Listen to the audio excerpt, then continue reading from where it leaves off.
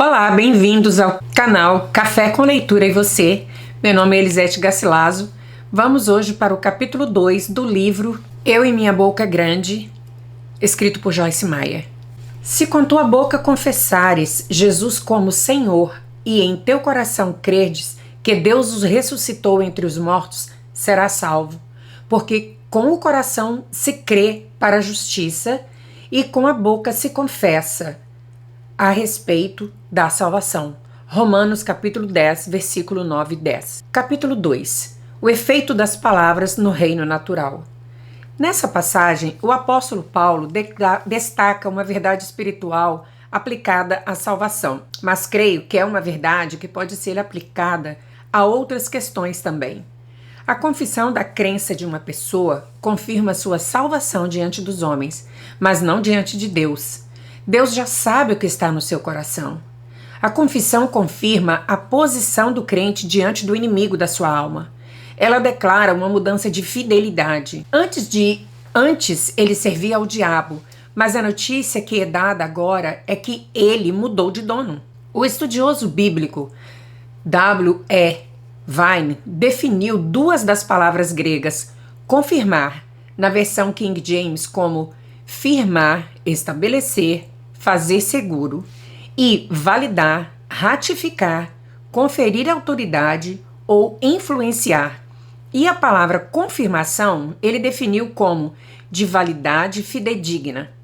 Baseados nessas definições, podemos dizer que a confissão verbal firma, estabelece, assegura, ratifica e dá validade fidedigna à salvação. Em outras palavras, a confissão fixa a salvação no lugar. Proclamando o decreto. Proclamarei o decreto do Senhor. Ele me disse, tu és meu filho, eu hoje te gerei. Salmos 2, versículo 7. Assisti a um filme uma vez em que um rei baixou um decreto real.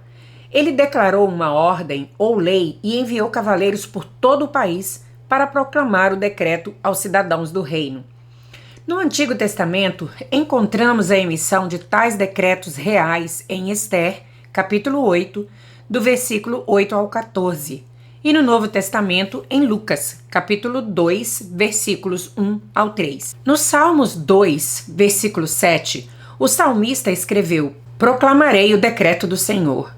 Que decreto? O decreto no qual o Senhor proclama que ele, falando de Jesus, é seu filho unigênito. Hebreus, capítulo 1, versículo 1 ao 5. A palavra escrita de Deus é seu decreto formal.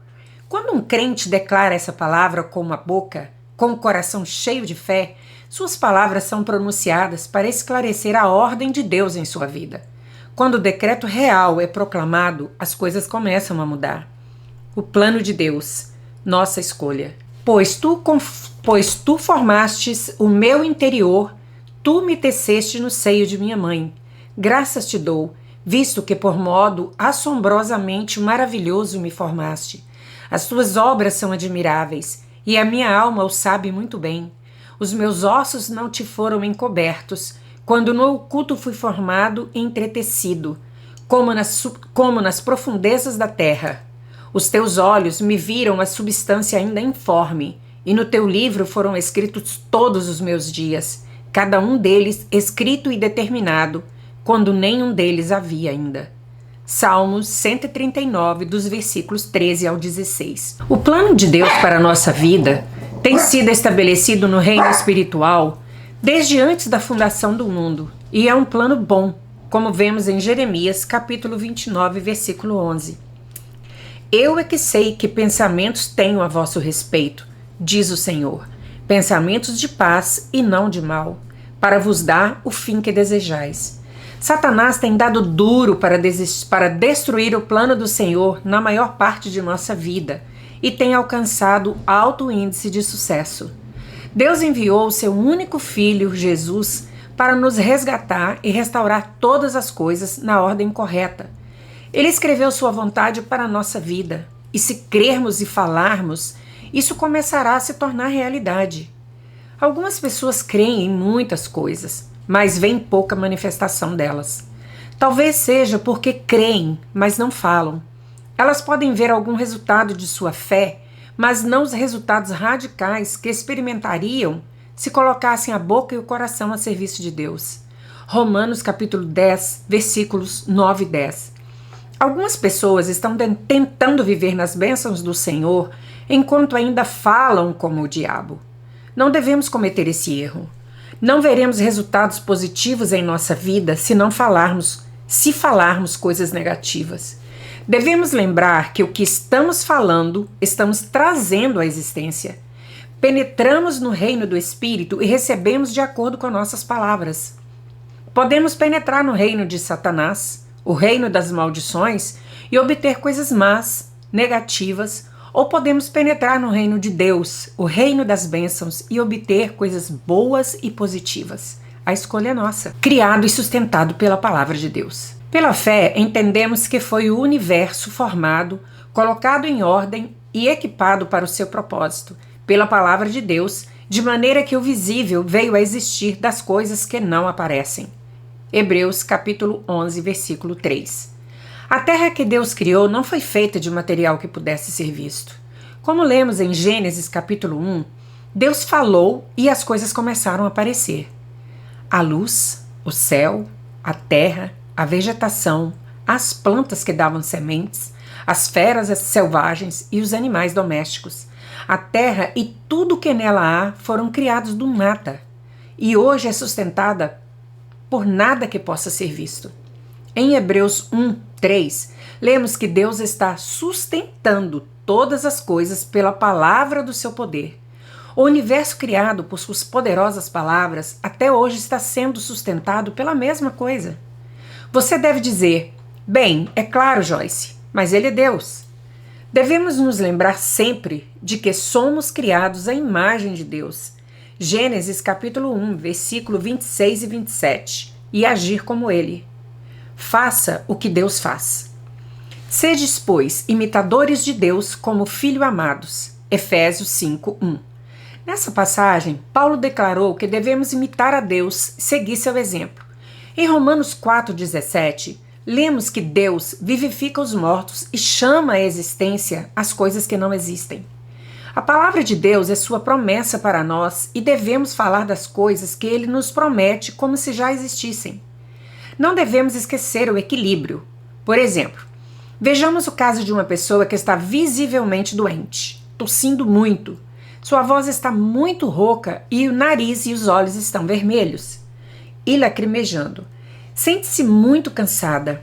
Um amigo lhe diz, você está doente? Qual é a resposta apropriada que ela daria ao amigo?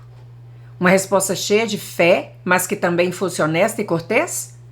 Creio que parte da resposta se encontra no nível espiritual do amigo, mas faça com sabedoria. Porque, sendo livre de todos, fiz-me escravo de todos, a fim de ganhar o maior número possível.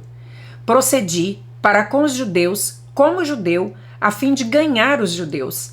Para os que vivem sob o regime da lei, como se eu mesmo assim vivesse, para ganhar os que vivem debaixo da lei, embora não esteja eu debaixo da lei. Aos sem lei, como se eu mesmo fosse, não estando sem lei para com Deus, mas debaixo da lei de Cristo, para ganhar os que vivem fora do regime da lei. Fiz-me fraco, para com os fracos, com o fim de ganhar os fracos. Fiz-me tudo para com todos, com o fim de, por todos os modos, salvar alguns. 1 Coríntios capítulo 9, do verso 19 ao 22. O apóstolo Paulo disse que ele ia onde as pessoas estavam, com o fim de ganhá-las para Cristo. Além de nos dizer para imitar a Deus, ele também nos diz para imitá-lo. Sede meus imitadores, ou seja, siga meu exemplo, como também eu sou de Cristo, o Messias. 1 Coríntios 11, 1. Isso é importante principalmente quando se lida com os sem conhecimento e sem compreensão espiritual. Se o amigo que pergunta pela saúde do outro não é um cristão, a resposta deverá ser diferente dada a um crente. Por exemplo, se fosse eu a pessoa doente e me perguntasse sobre minha saúde, diria apenas, não me sinto muito bem, mas dias melhores virão. Ou poderia dizer, meu corpo está sendo atacado, mas estou pedindo a Deus que me cure. Frequentemente, cristãos bem-intencionados, mas exageradamente zelosos, que não usam de bom senso, têm afastado as pessoas agindo como criaturas alienadas. Devemos nos lembrar de que nós, crentes, falamos uma língua que o mundo não compreende. Seria impróprio, por exemplo, dizer a um não crente: bem, o diabo pensa que colocou uma doença em mim, mas graças a Deus não aceito. Estou curado pelas chagas de Jesus. Esse tipo de conversa não mostra amor pela pessoa que pergunta, principalmente se sabemos que ela não tem ideia do que estamos falando. As pessoas têm usado esse tipo de linguagem comigo e, embora entenda o que querem dizer, isso sempre me soa como uma bofetada. Normalmente, essas pessoas são muito ásperas em suas atitudes. Estão tão empenhadas em obter a cura, mas não são sensíveis ao Espírito Santo. Não se importam nem um pouco em como suas palavras podem ferir a pessoa que se preocupa com elas. Como crentes, podemos rejeitar a doença sem escandalizá-los com uma resposta ríspida. Muitas pessoas pensam que estão em um elevado nível espiritual, mas estranhamente não mostram nenhum fruto do Espírito. Gálatas capítulo 11, versículo 22 e 23. Principalmente o fruto do amor, o caminho sobremodo excelente, que o apóstolo Paulo diz que não se exaspera, não se ressente do mal. 1 Coríntios capítulo 13, versículo 5. Uma vez que a fé se manifesta em amor, de acordo com Gálatas 5:6, duvido que a minha fé funcionaria e eu seria curada se fosse áspera com os outros. As pessoas não pretendem ser grosseiras, só estão inseguras porque pensam que, se admitirem que estão doentes, estarão fazendo uma confissão negativa. Se realmente estão doentes, e isso é óbvio para todo mundo, por que negar? Jesus é quem nos cura, e a verdade é mais poderosa do que o fato.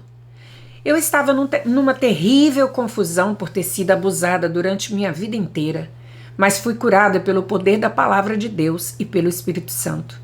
Não tive de negar onde estive para chegar onde estou.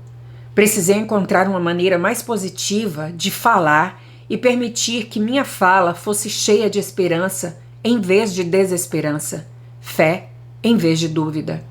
Como imitadores de Deus, devemos fazer o que Ele faz. Chama à existência as coisas que não existem.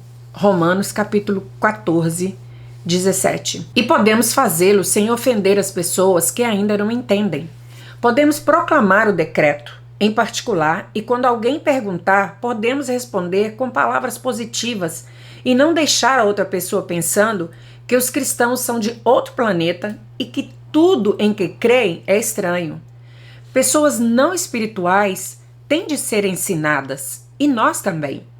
O apóstolo Paulo compreendia esse fato, e o que quis dizer quando escreveu para a igreja em Corinto: ora, o homem natural não aceita as coisas do Espírito de Deus porque eles são loucura, e não podem entendê-las, porque elas se discernem espiritualmente. 1 Coríntios capítulo 2, versículo 14. Em uma passagem posterior, Paulo escreveu aos Colossenses: portai-vos com sabedoria para com os que são de fora. A vossa palavra seja sempre agradável, temperada com sal, para saberdes como deveis responder a cada um. Colossenses capítulo 4, versículos 5 e 6. Em outras palavras, Paulo estava dizendo aos crentes do seu tempo e a nós: tenham cuidado em que falam aqueles que não estão no seu nível espiritual. Usem de sabedoria, de bom senso, sejam guiados pelo Espírito Santo.